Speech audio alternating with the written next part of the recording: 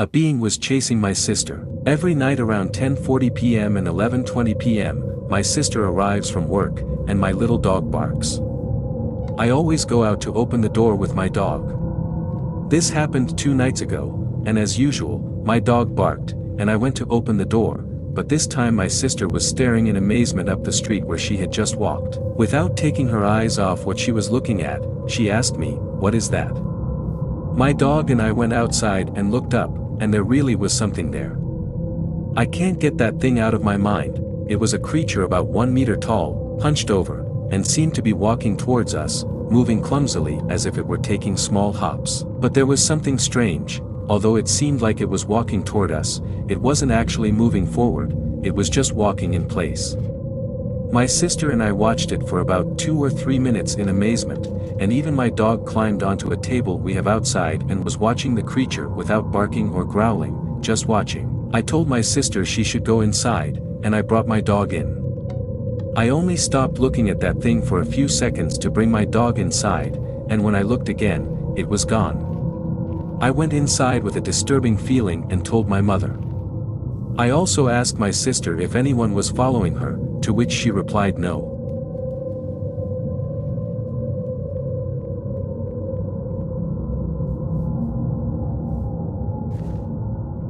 Good evening. My name is Andrea, and I want to tell you what happened to me on my 23rd birthday.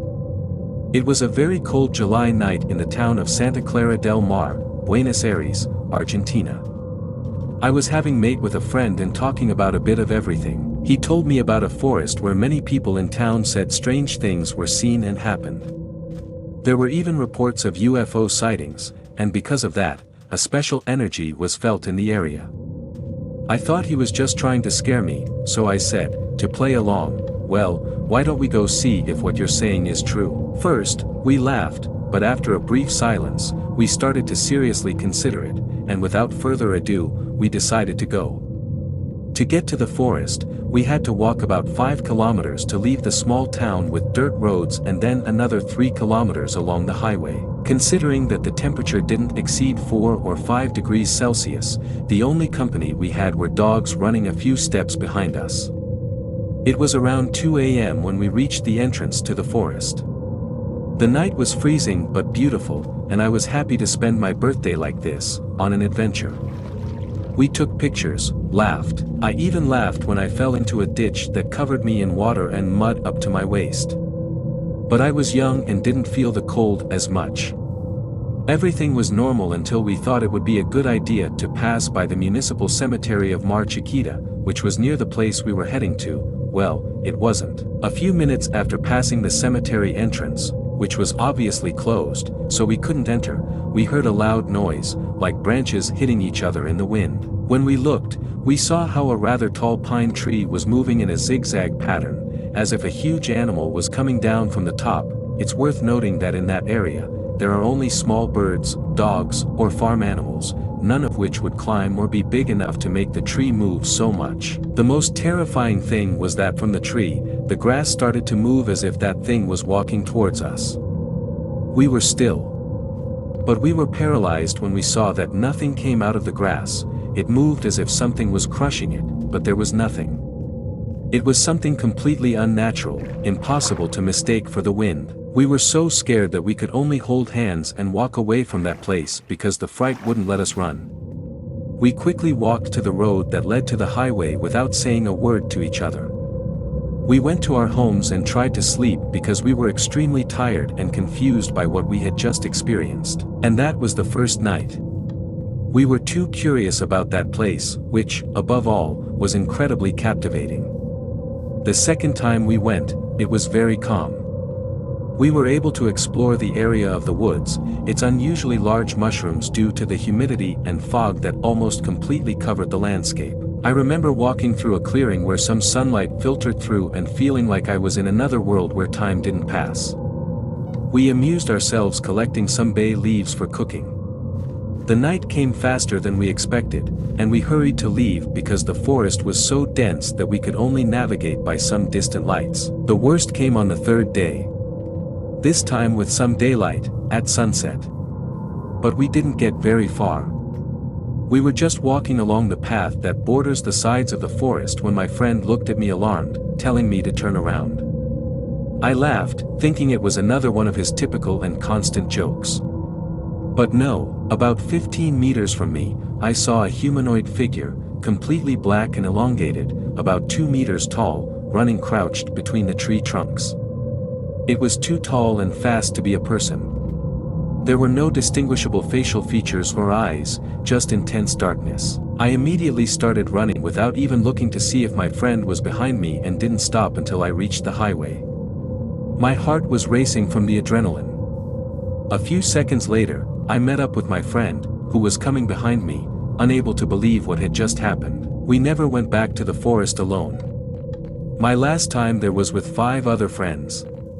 One of them even told us he had had a similar experience, but in his case, there were 3 shadowy figures also moving quickly between the tree trunks.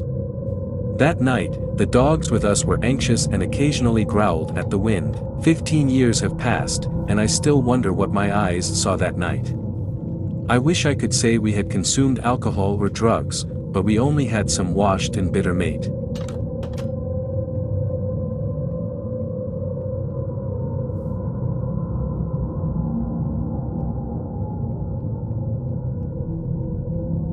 I have a disabled friend, and I thought about asking him about paranormal topics because I saw in a documentary that sometimes people in that state are more susceptible to those kinds of things. My friend told me that when he lived in his previous house, strange things always happened to him, like objects being knocked over, doors opening on their own, or even his wheelchair being pushed while he was in it.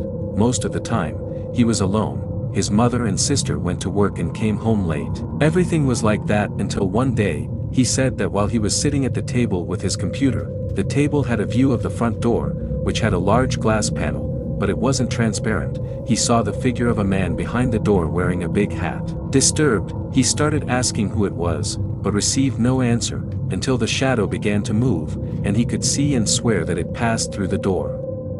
The only thing he could see was a very tall silhouette that began to walk towards him, and the only thing he could do was close his eyes and pray. After a few moments, he opened his eyes, and that thing had disappeared. What scares me the most is being in his situation and not being able to do anything to run away. This story is from my family and was told to us when I was little. I had an uncle who drank a lot, and at that time, they lived in a very small town. He was drinking, as usual, in front of the church with a friend. It was already the early hours of the morning when he and his friend, both drunk, started arguing, and he was left alone. When he was about to go home, he got up from where he was sitting, and a chill ran through his body. He saw how a shadow quickly approached him from behind, growing larger until it reached his back. He was so scared that he couldn't move, but he felt pressure on his neck and felt something enter his body, lifting him a few centimeters off the ground. He began to hear a voice telling him, "Drink, drink, drink," and unconsciously, with the liquor bottle in his hand, he began to drink while it started to carry him through the streets, floating, until it left him lying at the door of his house, where he began to knock like crazy. My aunt, annoyed because it was late and he was coming home drunk again, quickly opened the door and went back to bed without saying a word or even looking at him. When he lay down in bed, my aunt touched him, and in her words, she said, it was like touching an iceberg. She asked him what happened, and my uncle began to panic and scream at the window while pointing at it, but he couldn't speak.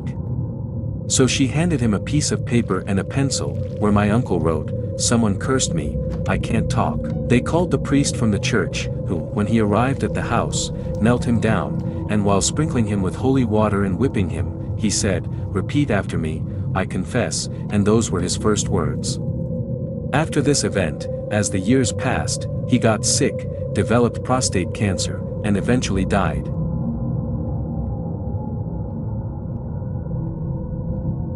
Remember to subscribe, like, and stay tuned for new stories and exciting compilations.